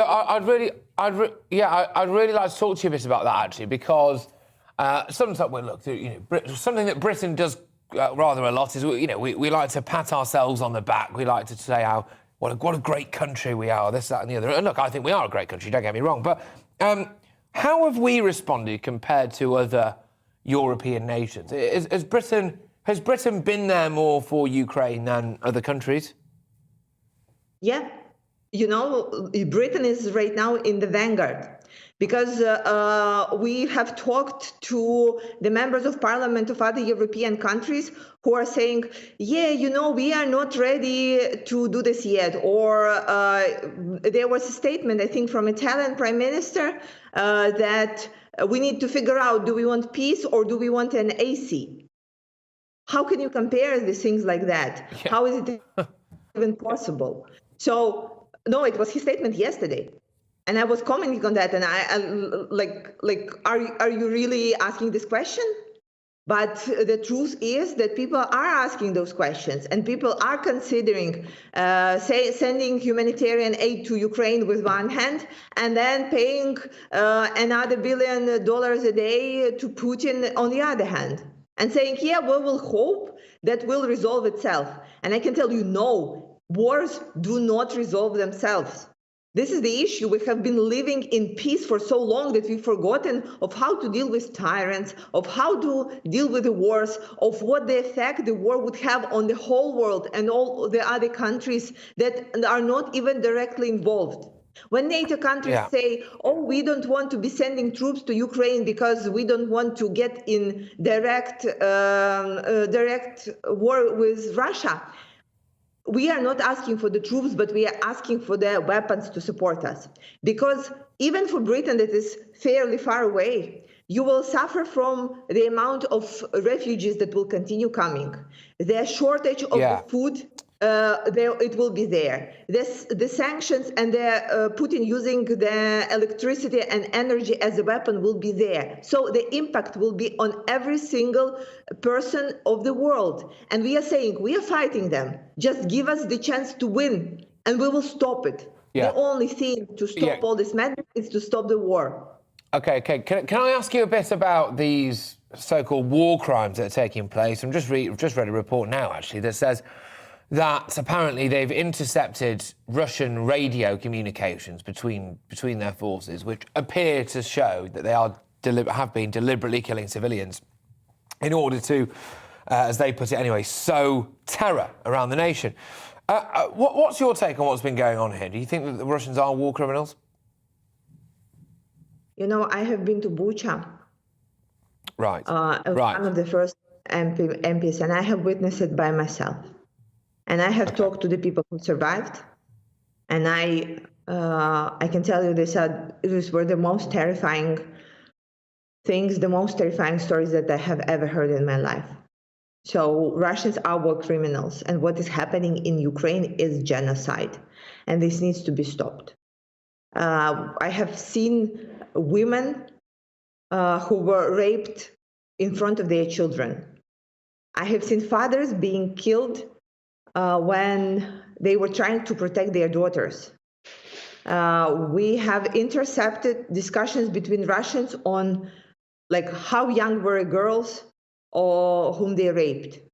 We have found bodies that had bullets in their knees, so they were tortured before being killed. So I have seen so much horror, terror, and destruction and atrocity that Russians were bringing in that there is not even a question that they were criminals. Putin is actually checking every single checkbox on the war crimes list. And these were just peaceful people. They were not in the resistance. They were not opposing. Like one of the Russian soldiers told to people in Bucha, he said, "You are the dirt, and we are cleaning this land from the dirt." This sounds very Nazi to me, isn't it? Well, yes, it is. Yes, exactly. Kira, thank you very, very much. And gosh, it was quite very emotional actually to hear what you said there. So good luck to you, and good luck to your people as well. And it's terrible to hear that. Anyway, Kira Rudik, there, member of Ukrainian Parliament. Yes, just I think exposing really the true horrors of war. Yes, well, let's stick on Russia, where a security guard at the British Embassy in Germany, suspected of being a Russian spy, has been extradited back to the UK. The man is appearing at Westminster Magistrates Court this morning. Our Home and Security editor, Mark White, is there. Good morning, Mark. Just talk us through this story. Lots of people will not be familiar with it. Yeah, it's a fascinating case and an illustration that spying is not just a relic of the Cold War. It is an issue that is alive today and an issue of great concern to Western governments. This is a 57-year-old security guard, David Smith, who was a security guard at the German embassy in Berlin. He was arrested in August of last year and subsequently charged with 9 counts now. 7 of those offences relate to the gathering of information with a view to passing that on to the Russian state. Another offence of actually passing on information to an individual that David Smith believed was a member of the Russian state, and a 9th charge of attempting communication. Now, because this is an issue of national security, the Crown Prosecution Service, who have been carrying out this investigation in conjunction with the Metropolitan Police and German authorities, had to gain permission from the Attorney General to mount a prosecution. That permission was granted late last year, and so this individual was charged with these 9 counts. Since then, there have been proceedings underway to extradite him. He was flown back to the UK yesterday and is due for his first appearance here at Westminster Magistrates Court in court number 1 in about half an hour's time. As I say, 9 charges he faces that are alleged to have taken place between October of 2020 and August of last year. Those 9 charges are all breaches of the Official Secrets Act. Yeah, Mark, look, thank you very much. You're right, it is an absolutely fascinating, gripping case. So thank you very much for bringing it to us. We'll obviously keep us updated. You will keep us updated throughout the day. Mark White there, of course, our Home and Security editor. Yeah, I mean, anything espionage related, just fascinating. Yes. But you forget it's reality because you're so used to seeing it on sort of James Bond or all these action movies that you forget it actually goes on. Bits of it are real, to be fair. Yes. Anyway, after the break, we'll be discussing council bosses who received more than £100,000 during the COVID pandemic. There's loads of them. One person received more than £600,000. But first, it's the break.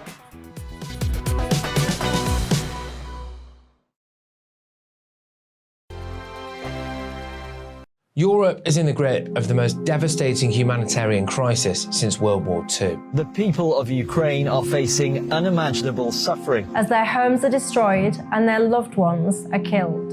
Millions of people are being forced to flee for their lives, carrying only their children, their pets, and the clothes on their back. The pain, loss and destruction grows by the day. The people of Ukraine urgently need our help. Already a vast humanitarian operation is underway. Britain's Disasters Emergency Committee, or DEC, brings together 15 leading aid charities to respond to overseas disasters quickly and efficiently. These charities include the British Red Cross, CARE, Oxfam, Save the Children and World Vision. Their teams are working on the ground in Ukraine and neighbouring countries to bring vital aid to those who need it most. If you can spare it, your gift to the DEC's humanitarian appeal will go a really long way. £10 provides essential hygiene supplies for a person for a month. £50 provides blankets for 4 families. £100 provides emergency food for 2 families per month. It's easy to give. You can donate online at dec.org.uk or call the 24-hour donation line on 0370 60 60 900. If you prefer to send a cheque, please post it to the Ukraine Humanitarian Appeal, PO Box 999, London EC3A 3AA. To give £10 on your mobile, simply text the word crisis to 70150. Standard network charges apply for calls and you must be 16 or over. Texts are charged at the standard network rate and your £10 donation will be added to your bill. 100% of your donation goes directly to the DEC to save lives and deliver critical support where it's needed. GB News is the UK's home of discussion and debate from all perspectives. To stay up to date on the latest stories, make sure that you subscribe to the GB News channel on YouTube. You can watch us live 24/7 across the whole world. You can also check out exclusive content and catch up on previous episodes of your favourite shows. Every day, we ask the questions that you'd ask, so why not add your voice to the conversation in the comments section? Don't forget to subscribe. We are GB News, Britain's news channel. Hello, I'm Michelle Dewberry and you can join me every weekday 6 till 7 on Jubes and Kerr. Me and my panel will get stuck right into the day's events and I can tell you, in fact, I can warn you, expect some robust debates, some strong opinions and perspectives from both sides of the fence. It's about you at home as well. I love to read out all of your comments, or at least as many as I can. So join me, Michelle Dewberry, Monday to Friday, 6 till 7 on Jubes and Kerr.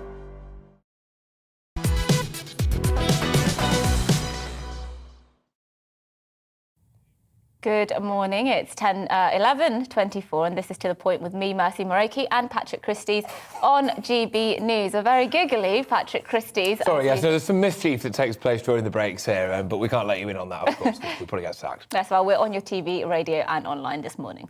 Yes, right. So now, the number of local authority employees earning over £100,000 has risen to the highest level since 2013. So families across the country now facing a massive cost of living crisis, aren't they?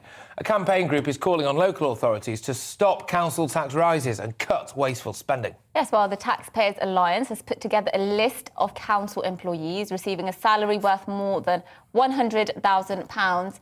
Taxpayers Alliance joins us now to discuss that. Harry Phone, who's the grassroots campaign manager at that organisation. Thank you for being with us this morning. So just the big question really here, who is the highest paid member of the council or council name and shame. authority? Yeah, name and shame them. And how much are they earning? So in 2020 to 2021, which is when the figures are from, it was a lady called Jo Negrini, who is now the former chief executive of Croydon Council, and her total remuneration was £613,000. So this was made up of salary, pension payment, and also a loss of office payment, as she was sacked or she left shortly before the council went bankrupt. This is a kind of classic example of being rewarded for failure. As I say, the council's gone bankrupt. It had a project called Brick by Brick, I think it was, that was going to build loads of council homes, cheap, affordable housing. It was supposed to build 500 homes a year. It barely built any of those, and it saddled local taxpayers with huge amounts of debt. So it's quite shocking, frankly, that she got so well paid for what occurred under her watch. That is, I mean, incredible. I'm just looking at figures here. 36 of children in Croydon live in poverty. And here she is earning hundreds of thousands of pounds for not even resolving any issues, it sounds like. I mean, who makes these decisions about how much these people are earning? Or is it just a case of, look, it's a competitive market and you have to offer people big salaries to get the best people? Yeah, so there is this argument that, obviously you can't pay peanuts or minimum wage because you're not going to get good people in the jobs. Now, I wouldn't not everyone gets £600,000, and I don't necessarily have a problem with someone getting over £100,000 as a chief executive of a council if they are doing a good job. And by that I mean, providing frontline services. The bins are collected regularly, the potholes are being filled, adult social care is performing well, and they're keeping council tax bills down. Sadly, that doesn't happen that often. We hear frequently from our supporters and many people across the country that they're seeing fewer bin collections. Some councils now do a collection only once a month in some cases, and the potholes aren't being filled. So what the Town Hall Rich List tries to do is shine a light and bring some accountability to councils and let people decide whether they are getting value for money or not in their council. It's worth saying, actually, that this is the 15th edition of it, and the very first time we did it, it all had to be done using freedom of information requests because councils were not keen to publish this data. They were very reluctant to do so, and it's only through doing more and more editions that this data now has to be published, and so that there is greater transparency for taxpayers, which I think is really important. But the fact is, you earn almost 5 times as much money getting sacked by Croydon Council than you do for being Prime Minister. That's right, isn't it? Yeah, it is. There's also another factor at play here, which is these loss of office payments, golden goodbyes. There was briefly a cap of £95,000 introduced. Unfortunately, due to various legal wranglings, that had to be withdrawn, although the government, I believe, are trying to put it back in. Now, £95,000 is still quite a generous exit payment, but it certainly would be a step in the right direction. I hope they can bring that back as soon as possible. But yeah, you're quite right to say these people are being very well remunerated. Therefore, we expect them to do a very good job. They often claim, councils, that their budgets are cut to the bone and there's no more fat left to trim. But as we saw just a few weeks ago, many councils still found the cash to send their staff to a property conference in the south of France where they were quaffing champagne and staying in 4-star hotels. So I think that their arguments don't hold much water. The sad thing is I think it was only about 7 councils actually froze taxes this year, and there's only a further 2 that managed to actually cut it. So we need the others to take a leaf out of their book and work harder for taxpayers. Yeah, no, indeed. Harry, thank you very, very much for joining us. Great to have you on the show. Harry Phone there, the Grassroots Campaign Manager at the Taxpayers Alliance. Thanks a lot for being on the show. Right, should we do a couple of views? Yes, let's do GBViews at gbnews.uk. Andrew here in Poole, he's emailed in about the Prime Minister saying yesterday that women should be allowed their own spaces and trans women, so biological men, should not compete with women, biological women. He says yesterday the leader of the Lib Dems, can't remember his name, shock, was asked this question: should women be allowed to play women's sport, trans women? And the spineless man said, ask the Prime Minister. Now Boris has answered this earth-shattering question with perfect clarity. Like you, I'm grateful for him clearing up this vexed question. Yes, well, there you go. No, that's good. I mean, I think it's absolutely astonishing that we end up in a situation where we can't define what a woman is, where politicians are terrified. And can I just say as well, no general election will ever be won or lost on the basis of the trans vote. There aren't enough of them in the country to swing an election.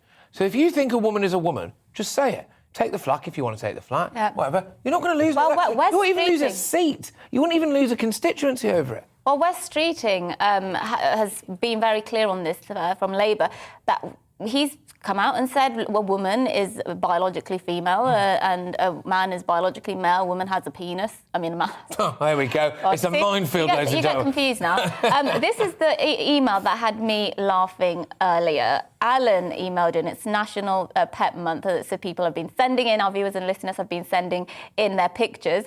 Yes. Alan here said, I had a mayfly as a pet once. It was heartbreaking. I got it on Tuesday and it was dead by Wednesday. Nobody told me their lifespan is 24 hours. Gosh, that really tickled you, didn't it? Yeah, I don't know why that makes me laugh, but it's funny. I'm sure it's not actually the true story. I hope not, but I think it's funny. I'm sure it's not the true story. I think he's probably all right. But Taking the mick. Right, but look, thank you very much, everyone. Keep getting in touch with GBViews at gbnews.uk. But after the break, the government have announced £1.2 billion to help level up bus services outside of the capital. We'll be going to our East Midlands reporter, Will Hollis, to see how this has been received. But before that, here's the morning's news.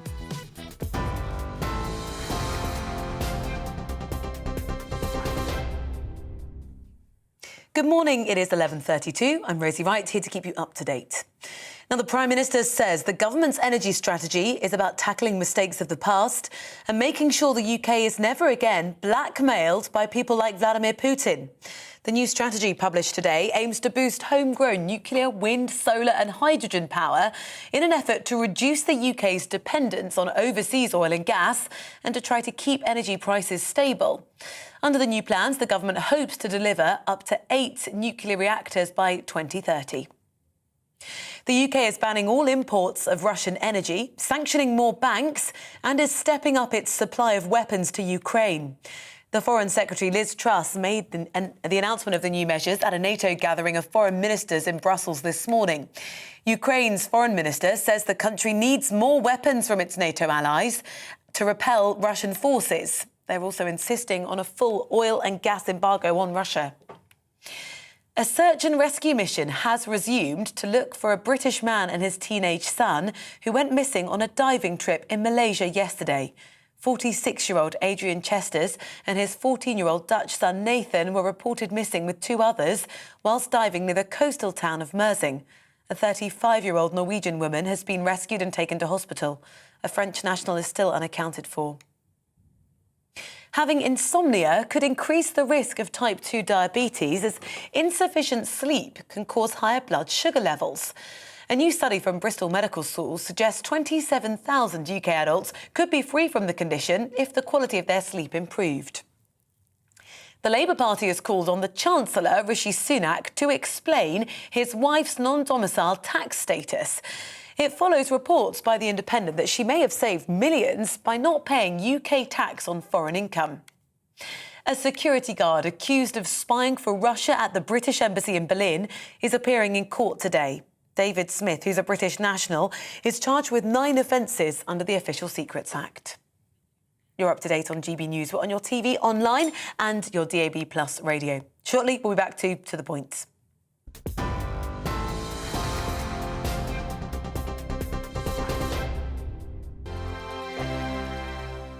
Europe is in the grip of the most devastating humanitarian crisis since World War II. The people of Ukraine are facing unimaginable suffering as their homes are destroyed and their loved ones are killed. Millions of people are being forced to flee for their lives, carrying only their children, their pets, and the clothes on their back. The pain, loss, and destruction grows by the day. The people of Ukraine urgently need our help. Already a vast humanitarian operation is underway. Britain's Disasters Emergency Committee, or DEC, brings together 15 leading aid charities to respond to overseas disasters quickly and efficiently. These charities include the British Red Cross, CARE, Oxfam, Save the Children, and World Vision. Their teams are working on the ground in Ukraine and neighbouring countries to bring vital aid to those who need it most. If you can spare it, your gift to the DEC's humanitarian appeal will go a really long way.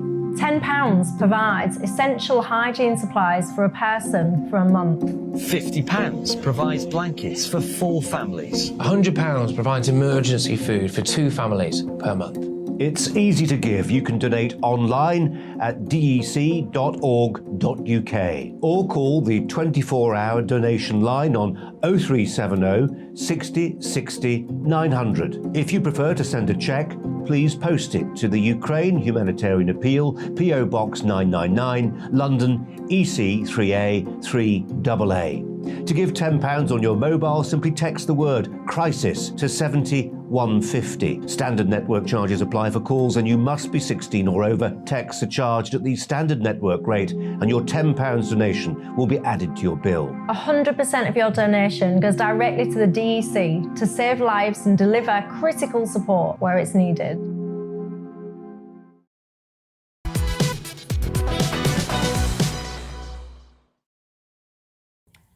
Good morning. It's just coming up to 11:37 and this is To The Point with me, Mercy Muroki, and Patrick Christys on GB News, live on your TV, online and radio this morning.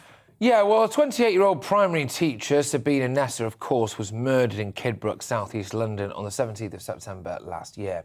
After pleading guilty, her killer will be sentenced later today. Our London reporter, Alice Porter, will be attending the sentencing, and she joins us now outside the Old Bailey. Thank you very much, Alice. What can you tell us about what's going on then?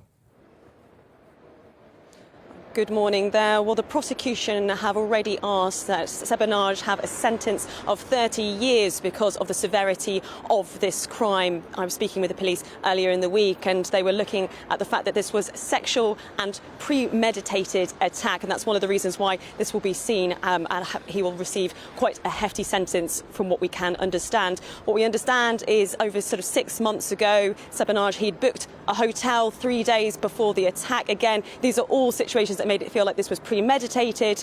On the evening of her murder, he actually propositioned his ex-wife for sex in the car park of the hotel. She said no. He then drove around 80 miles to go to London, to southeast London, and was walking around a park for around 20 minutes before Sabina Nessa walked past, and there he fatally attacked her 34 times, hitting her with an emergency warning triangle that you have in a car. But en route to the murder, he'd actually stopped off at a supermarket and made a number of purchases, including a rolling pin. And when I was asking police about the significance of this, they think that this was him looking at potentially different murder weapons to see which would be more effective for this absolutely horrendous crime. So those horrendous details that have really come out in the last couple of days when I've been speaking to the police have again shown that this was a premeditated sexual assault. She was, although the pathologist could not say whether Sabina Nessa had been a victim of rape, she was found with her clothing sort of dishevelled, with items removed, which then again made them feel that it was of a sexual nature. So again, so this was all very much suggesting this was something that was quite premeditated. But on the other hand, there's been something that's been quite shocking about this is some of the randomness of it in so many ways. Yes, he did have a history of sexual violence and a history of towards his ex-wife, but he actually had no criminal record whatsoever in the UK nor in Albania, where he was from. Police got in touch with 16 countries to find out if they had no knowledge of him at all, and they have absolutely no records whatsoever. So in some ways it seems incredibly random and tragic that somebody would go from not having committed any crime at all, although, as I say, I do stress he had committed acts of domestic violence against his wife. But for someone with no criminal record to suddenly kill in this way, he had no known connection to southeast London. It's understood his car had actually never travelled there in the first place. He had no knowledge of Sabina Nessa before. She was very much, unfortunately, just the wrong person there at the time. But of course, the killing of Sabina Nessa 6 months after Sarah Everard raised a lot of important questions about women's safety in London. I don't know if you can see, but there are some women who are gathered here outside the Old Bailey today with me today because they wanted to highlight the issue of violence against women in London. So it will be interesting to see the sentencing will be at 2 o'clock this afternoon. And as I was saying, I think we can expect a very severe sentencing because of this very brutal murder and the way in which it took place 6 months ago. No, of course. Well, Alice, thank you very, very much for giving us the latest on that. Of course, we await the sentencing. Alice Porter there, our London reporter. Just whizzing you to really a very, very tragic, disturbing case, wasn't it? Yes, indeed. We will update you on that, of course, as and when it happens. But now moving on to something else. A quarter of bus services in England have been scrapped in the last decade. That's according to new research by the Campaign for Better Transport. The decline in rural routes was already a problem, but it's been made worse by the pandemic. Yeah, so this week the government announced £1.2 billion in funding for local authorities, pledging to level up bus services outside of the capital. Well, our East Midlands reporter, Will Hollis, has more. As the colour of spring crosses the Derbyshire Dales, a cascade of walkers follows in tow. Bob spent years rambling between his home in Matlock and the Peaks, but longer journeys need particular planning. The first thing I have to think of is where are we going to park? Where I'm going to park, say, 13, 14 cars, but if people can go on buses, it takes the problem of finding a start point out to a degree, and also it takes out the problems to locals. 13 million people visit the Peak District each year. Most come by car, sometimes clogging narrow roads. There are buses, but few along scattered routes. Spence runs the local pub in Starkholmes, opposite the bus stop. It's rare he'll see one go past. It's every 2 hours, so it's not always feasible for people to fit whatever they're going out for in with that, whether they've got appointments or anything, because they've got big waits or whatever. But as regards tourism and businesses, it doesn't really help it much. Of course, bigger towns like Chesterfield do get more buses, but it still needs flexible services to run on-demand routes. This is one of the buses we use. So if Mrs. Smith wants to go to the shops but she's in a wheelchair, then we can take out some seats, we can clamp her in the back, and this is the space we use for all the shopping. For some of our passengers, we know it's the only time they get out all week. So it's really essential that we can keep these type of services running and develop them to serve more people who have those needs. The government's investing billions of pounds in public transport, pledging to make it cheaper and greener. Early figures show Derbyshire will get £47 million as part of the bus service improvement plan. It had hoped for twice as much, and like many councils, must lower aspirations. The council says that the funding will encourage passengers onto buses and cars off of roads, while helping its approach to climate change.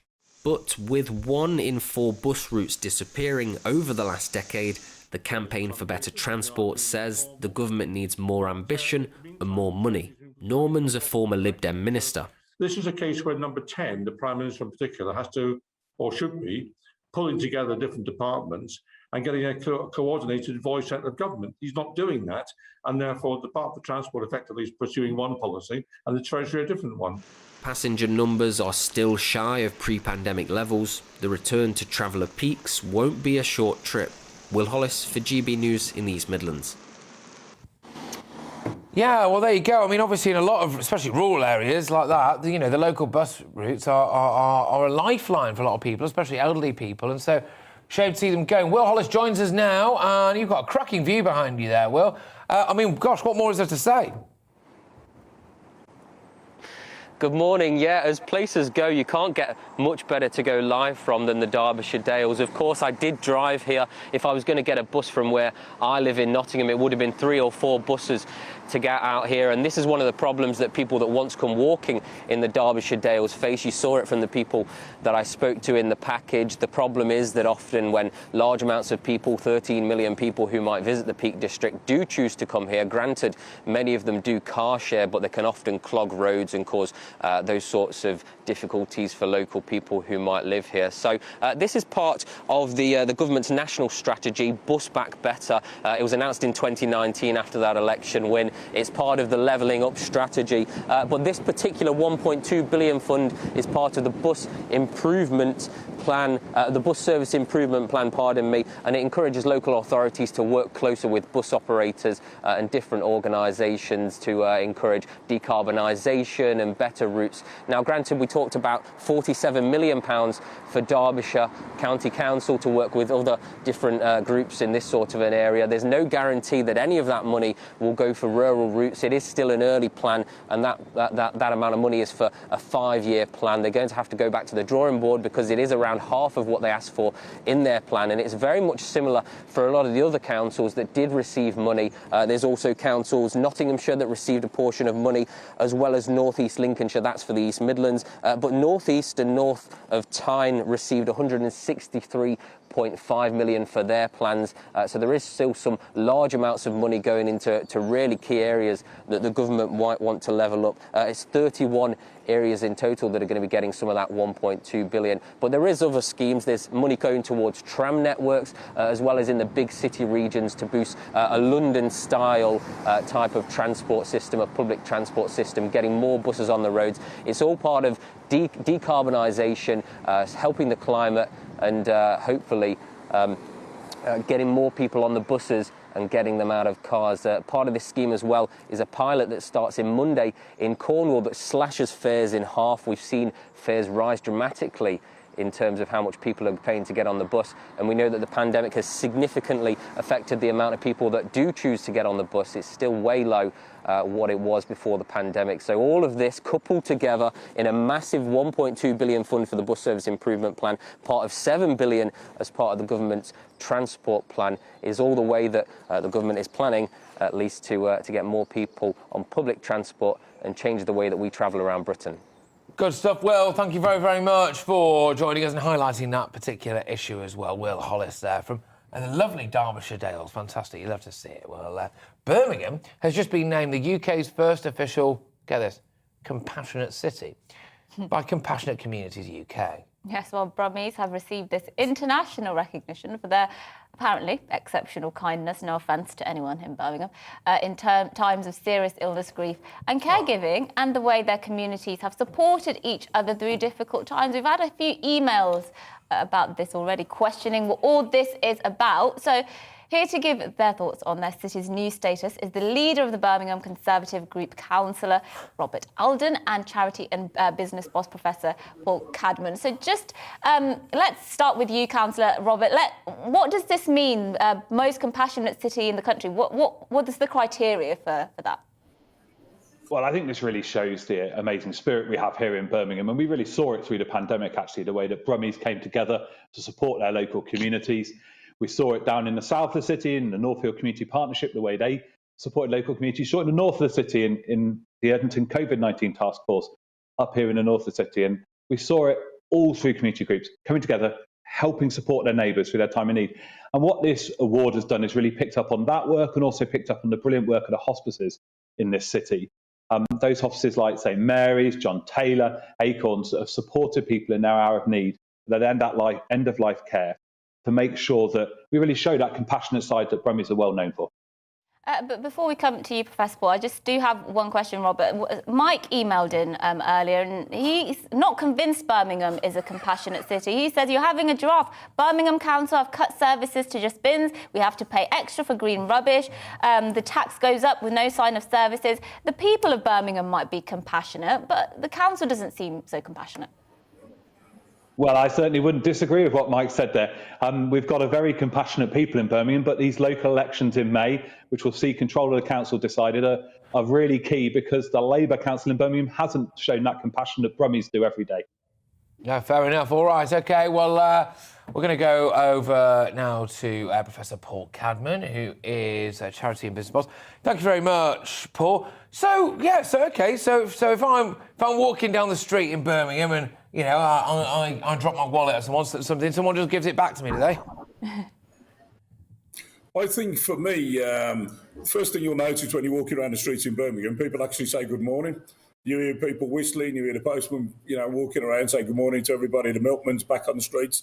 There's a general sense of togetherness, camaraderie, and everything else like that. So that's the first thing you'll see. When you go to other cities, you'll see a majority of people have their head down and they ignore each other. So the first thing in the morning, we're friendly, we're good. Coming back onto Bobby's comments about the charities and things like that, during the COVID, the lockdown and everything else like that, what was interesting, there was a few art projects that brought the city together. There was a challenge to other cities that nobody really adopted, and it was recognising, you know, the key workers and things like that, supporting key workers. But there was lots of people like James Wong from the restaurants, went out and delivered hundreds of meals to NHS workers. Charities came together, the food banks worked together, there was support around education, there was thousands of laptops given out to deal with, you know, the poverty. There was a tremendous amount of support. The hospices that came together offered additional services, so went out of the 9 till 5 and went into 24-hour mode and things like that. And all of that was financed and put together by volunteers, really. So Birmingham is the most compassionate city, and I think the award that we've been given is definite and it's fair. Yeah, because so what do you like most about Birmingham? I'll ask it to both of you, but I'll start with you, Paul. What's your favourite thing about Birmingham?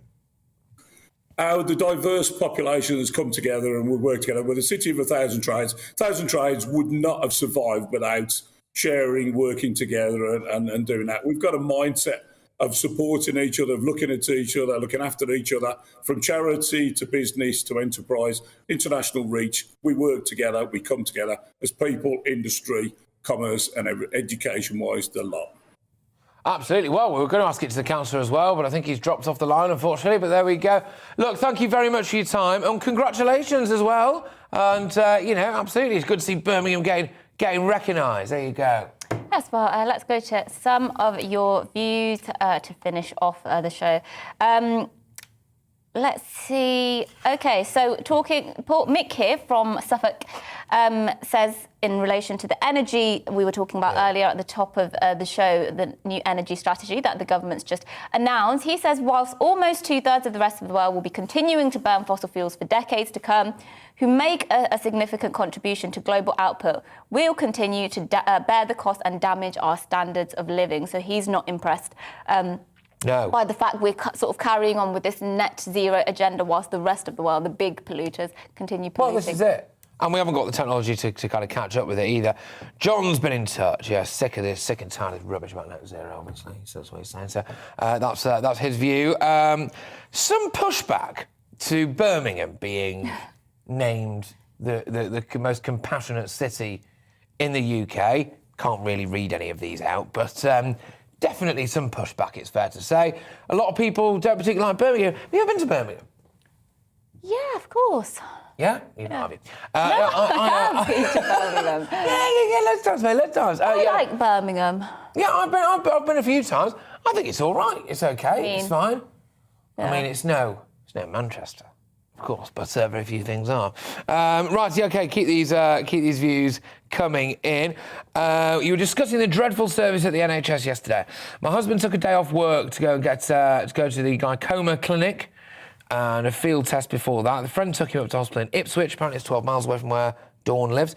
And walked to reception to tell him that he's there, and basically said that they'd cancelled the appointment and that they hadn't sent a letter over. So Dawn just telling her particular, or her husband, I suppose, particular tale of woe when it comes to our NHS. We've had a lot of those. In relation to sort of the disparity between cities and more rural areas in terms of bus service coverage. Yes. Maria here says, I live in a village in North Dorset with several more villages in the area, and we don't have a bus at all. So we all have cars, and that's the only way to travel to shops and doctors. And actually, another viewer or listener did say they just take the car anyway because it's cheaper than the bus for them. So some places, I suppose, having a bus would be more fuss than it's worth, because it's you wouldn't know where to put the stops because the towns are so far away from each other and it's so rural. But then you have to think of older people who can't drive, or people who can't afford a car. How are they supposed to travel? They have to be forced to move out of the area. Well, that's true. I mean, I've got some fond memories of buses. When I was in the Lake District, there was a route called the 555, and if you get on it and you travel the circuit, you stop off at no less than 12 pubs. And so the way back is usually absolute carnage, of course it is, but that's the 555 bus route. And so, long may it last. Anyway, right, that's it from us here at To The Point. Finishes highbrow as always. Don't go away, because up next is the briefing with the one and only Darren McCaffrey. Thank you very much, everyone who's been getting in touch. And, we'll be back tomorrow at 10 a.m. Don't miss it.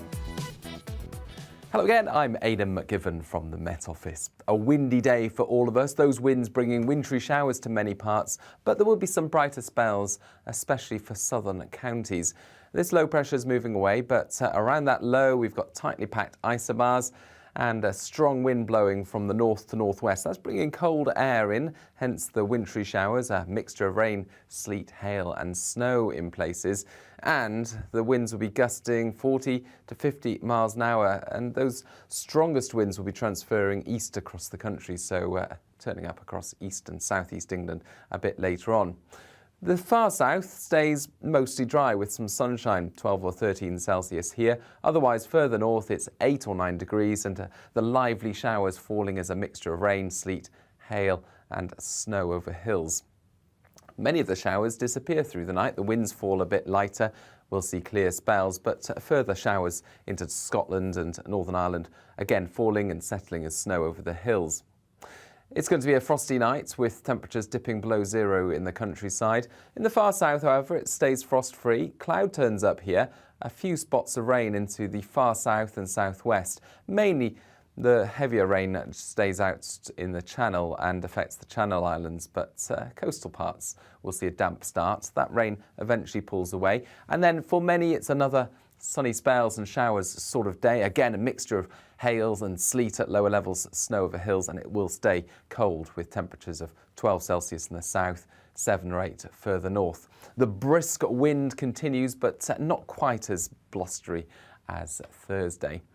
Into Friday night, once again, the winds fall a bit lighter. Clear spells will allow a frost to form, and so it's a chilly start to the weekend. But Saturday, for many, looks dry and bright. With lighter winds and more sunshine, it will be a more pleasant day. On radio, they call it the drive time slot, 4 p.m. until 6 p.m. as listeners head home. It's that part of the schedule when the dust of the day's events begin to clarify, and we try to make sense of it for you. Brazier is drive time for radio and TV. It's fast, it's punchy, it's opinionated, there's a Brazier angle and a little bit of levity. That's the question. That's two questions, actually. That's